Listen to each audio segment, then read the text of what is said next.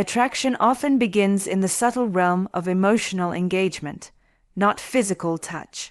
In relationships, especially those framed by social constraints like marriage, the most powerful signals of desire often unfold in the territory of emotional presence. When a married woman starts giving you a kind of attention that feels unusually deep, when she listens not just with her ears but with her full self, something within her may be reaching across the boundary of what is permissible. This kind of emotional presence doesn't announce itself loudly. It reveals itself in consistency, in how she prioritizes your stories, in how your feelings seem to matter to her in a way that doesn't quite fit the context of a casual friendship. It begins when she starts asking questions that others don't bother to ask. She listens to the details you shared last week and brings them up without prompting. Her memory of your words is not accidental, it's intentional. That intent is the difference between politeness and emotional resonance. You start to notice that her responses to you have a different kind of emotional availability than when she speaks to others. Her tone softens, her eyes linger, her curiosity is tethered not to obligation but to fascination. This kind of presence is nuanced. It doesn't manifest in grand gestures, but in the space she creates for you emotionally. If you're having a rough day, she senses it before you say anything. If you seem preoccupied, she notices. There's a quiet kind of empathy at work, a subtle scanning of your emotional state that suggests attunement. And attunement, when it is persistent and personal, is rarely accidental. There's a certain energetic shift that takes place in these interactions. She may lean in just slightly more than necessary. She might hold eye contact just a beat longer than comfort allows. Her smile isn't just friendly, it's warm in a way that feels chosen, not automatic. These moments are easy to dismiss, especially if we want to avoid acknowledging them. But when they continue, when they intensify, when her emotional presence becomes something you look for, and she consistently offers it, a kind of emotional intimacy begins to form. An emotional intimacy in many ways is more intimate than physical connection. You may find that she starts opening up about her own emotional landscape too. She shares what frustrates her, what excites her, what keeps her up at night. These confessions might seem small, even irrelevant, but they're not. They're emotional invitations, small threads of vulnerability offered in your direction, testing the safety of the space between you. And in that sharing, you begin to notice that her emotional world is expanding to include you. This is the kind of connection that builds slowly, in glances and pauses, in remembering and returning. It's sustained, it's deliberate, and it doesn't go unnoticed, even if unspoken. There are moments between two people where the silence says everything words cannot.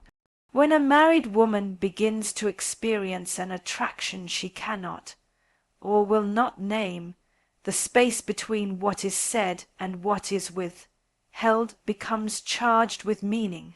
The conversation may appear ordinary, but beneath the surface there's a second dialogue happening, wordless, tentative, and full of tension. This hidden communication thrives in silences, in glances that last a fraction too long, in hesitations that speak to a desire neither person is quite ready to admit. It's in this undercurrent that attraction often reveals its true form. You may begin to notice the pauses. She starts a sentence, then stops mid-thought, choosing instead to veil the idea behind a nervous laugh or a shift in topic. She might mention her partner and then glance away quickly, not because she has something to hide, but because her mind has already wandered into territory she doesn't want to expose. These are the silences of emotional contradiction, the mind knowing one thing while the body and heart are moving toward another. This kind of silence is not empty. It's not the silence of boredom or distraction. It's the silence of restraint, of emotional friction, where inner impulses are being held back. In those moments, there is often a certain stillness in the air. It's not what she says, but what she doesn't say, that begins to feel intimate. A kind of presence emerges that's palpable but unnamed. The air becomes heavier, her voice softer, her gestures slower, as if she's trying not to disturb something fragile between you. Sometimes these silences are filled with unsaid questions. She might look at you, almost as if she's searching for something in your face. Permission, perhaps, or recognition. But just as quickly she retreats. Her gaze moves away. She smiles at the floor or changes the subject. The conversation continues, but the emotional rhythm has already changed. You both know it, even if neither of you acknowledges it. These moments can be fleeting but deeply revealing. A conversation about something trivial, books, work, the weather, suddenly feels personal. She's no longer just talking about the topic at hand. She's using it as a way to stay in connection with you. When the conversation ends, you may both feel that something important passed between you, even if you can't quite name what it was. That is the nature of unspoken conversations. They don't rely on language to transmit meaning. What makes these silences so powerful is their ambiguity. They allow for denial, for retreat, for safety, but they also allow desire to grow in a space protected from judgment. Within these quiet moments, attraction can live without threat of exposure. In many ways, silence becomes the most loyal accomplice of hidden desire. It allows both people to explore the edge of something forbidden without stepping fully into it. And so the silence becomes not an absence, but a presence, a container for what is felt, feared, and longed for. Attraction doesn't always announce itself with grand gestures. Often, it begins with a particular kind of curiosity, a curiosity that feels intentional, almost tender, and undeniably personal. When a married woman finds herself drawn to someone beyond the boundaries of her existing relationship, it often starts with a quiet, focused attention on his inner world. This attention is not the same as politeness or routine small talk. It's a deeper interest, one that seeks emotional texture rather than surface-level facts. It's the difference between asking what you do for work and asking how your work makes you feel. It's about wanting to know the person, not just the role they play. You may notice that she asks questions that linger in emotional territory. She doesn't just ask how your weekend was, she wants to know what you enjoyed about it, who you were with, what the moment meant to you. There's an emotional coloration to her curiosity that feels intentional. It's the way she remembers the small things you said 2 weeks ago and circles back to them, as if those pieces of information mattered to her more than they should. That remembering becomes a thread, a way for her to stay connected to your world in a manner that's meaningful, not mechanical. This curiosity is not neutral. It is saturated with an emotional pull that seeks not just facts, but feelings. She notices when your mood shifts. She pays attention to your energy. She asks how you're doing and waits for the real answer, not the automatic one. In these moments, there's a kind of emotional tracking happening, an awareness that goes beyond friendly concern and moves into a space that feels more relationally charged. Her questions are invitations, subtle doorways through which deeper intimacy can step. There's also a pattern to how she seeks connection. Her interest isn't spread evenly across all the people in the room. It's directed toward you, toward your experiences, toward the things that reveal your emotional life.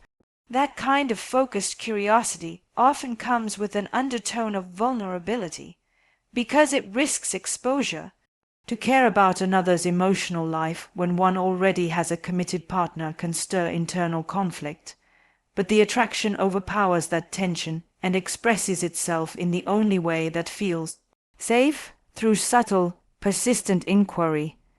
She may start to share parts of her own story too, not in an effort to dominate the conversation, but to create a mutual exchange. She's not simply curious about you, she's creating a mirror. In revealing her own challenges, dreams, or disappointments, she's building a bridge. And that bridge is built through emotional resonance. These are not casual disclosures, they're calibrated to match the level of depth she hopes to receive in return. That mirroring becomes its own kind of seduction, not based on touch or flirtation, but on mutual understanding and vulnerability. Over time, this pattern deepens. Her interest doesn't wane, it builds. Each conversation adds a layer, and with each layer, the emotional connection becomes more difficult to dismiss. You start to notice that she's no longer asking questions for the sake of conversation. She's asking because your answers feed something within her. Her curiosity becomes the mechanism through which emotional intimacy is nurtured, and it is that intimacy, not just the words spoken, that signals something more than just casual interest. Attraction, when suppressed or socially unacceptable, often doesn't arrive with clarity. Instead, it tiptoes in through the everyday, camouflaged within the ordinary, embedded in small gestures and framed with plausible deniability. When a married woman begins to feel drawn towards someone outside her relationship, she will rarely allow herself the language of direct seduction.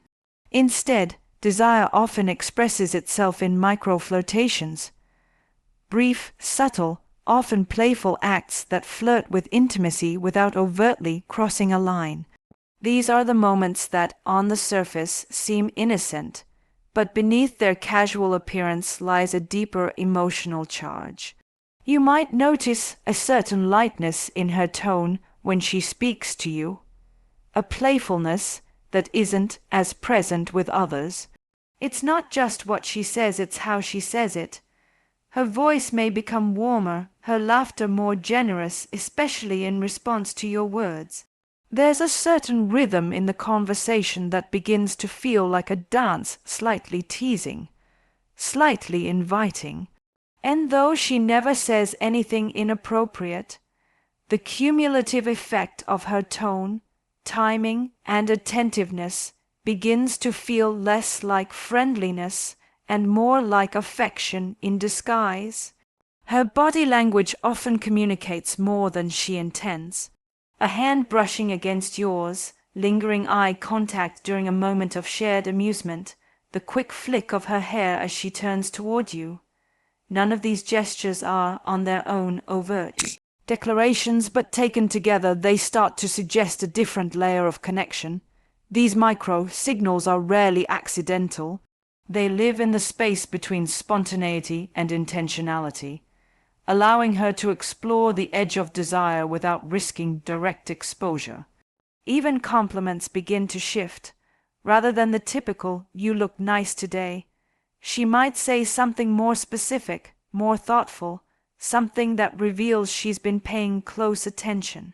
Maybe it's a comment on your smile, or the way you explain things, or how you carry yourself in certain situations.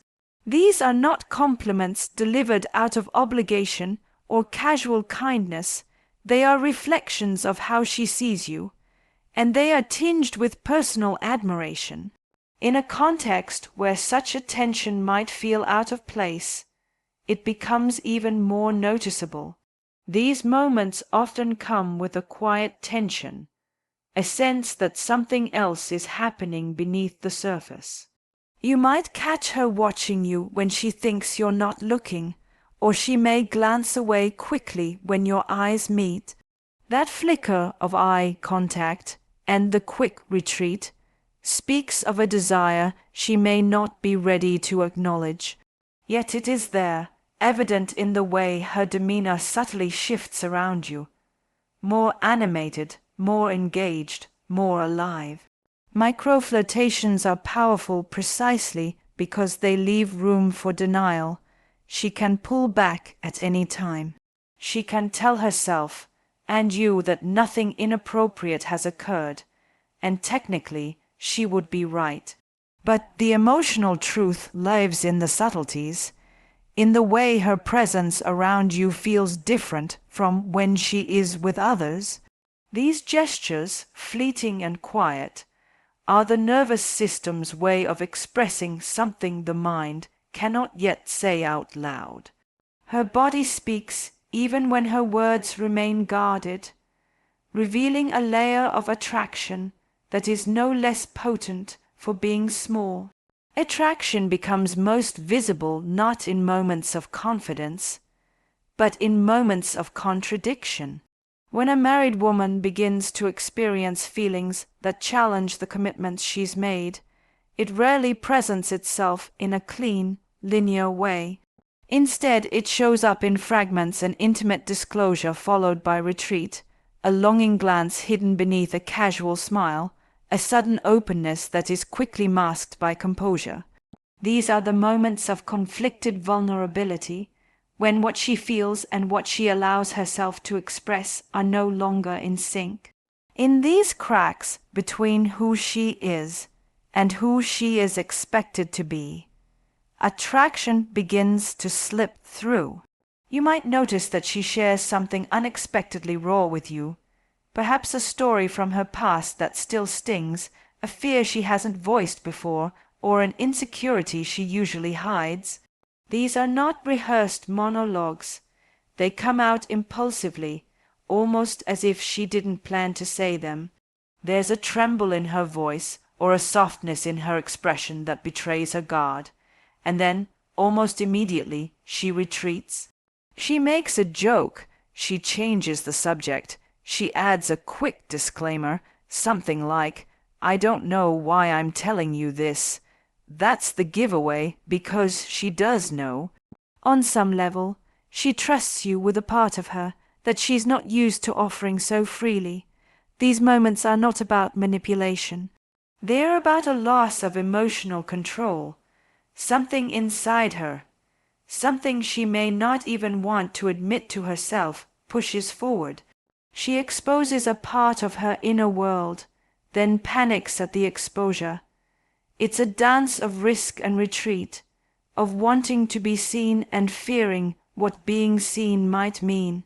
This pull creates a dynamic that's emotionally charged. You can feel the weight of what she holds back, and that weight becomes a language of its own. Her contradictions might extend to her behavior. She may oscillate between deep connection and unexpected distance. One day she is emotionally present, engaged, open. The next she's withdrawn, almost cold. This inconsistency is not indifference, it's turmoil. Internally, she may be struggling to regulate feelings that feel out of place, even disloyal, and so she pulls away, hoping to reset the boundaries, only to find herself drawn back again. It's not clarity that defines these moments, it's ambivalence, and that ambivalence is often the clearest signal of something real trying to emerge. There's also a kind of quiet guilt that trails behind her moments of vulnerability. You might see it in how she avoids your eyes afterward, or how she becomes overly formal, trying to recalibrate the interaction to something neutral. These are attempts to restore the emotional equilibrium that her attraction has disrupted.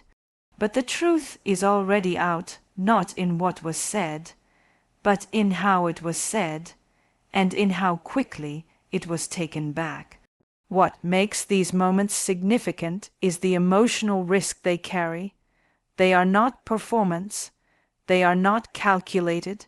They are often impulsive, slipping through the cracks of self-control. In them you witness the internal tug-of war between desire and restraint, between the comfort of familiarity and the allure of something unspoken. Vulnerability, especially when it's followed by retreat, becomes the clearest window into what she's feeling but cannot name. And within that window, even if only for a moment, the reality of her attraction comes into view, not declared, but undeniably felt. Attraction, especially when it exists within the delicate boundaries of a committed relationship, rarely moves in straight lines. It flickers in silences, hides behind gestures, and reveals itself through contradictions more than declarations. When a married woman begins to experience these feelings, they often emerge not through overt actions, but through the subtleties of emotional presence, the hesitations in speech, the questions that seem to ask for more than answers, and the gestures that speak louder than touch. Her gaze may linger too long, her words may carry unintended intimacy, and her vulnerability may slip out before she has the chance to pull it back. None of these signals are definitive on their own, but together they weave a quiet narrative of longing, curiosity, and restraint. These signs are not simply about desire, they are often layered with internal conflict, emotional complexity, and unspoken tension. What emerges is not a simple story of interest, but a rich and often painful exploration of what it means to feel something that doesn't fit within the roles we are supposed to play. These moments, fleeting and charged, invite us to witness the human need for connection, understanding, and emotional resonance, even when it arrives at an inconvenient time or within an impossible context. They are not merely signs of attraction, but reflections of the deeper emotional landscapes we navigate in silence.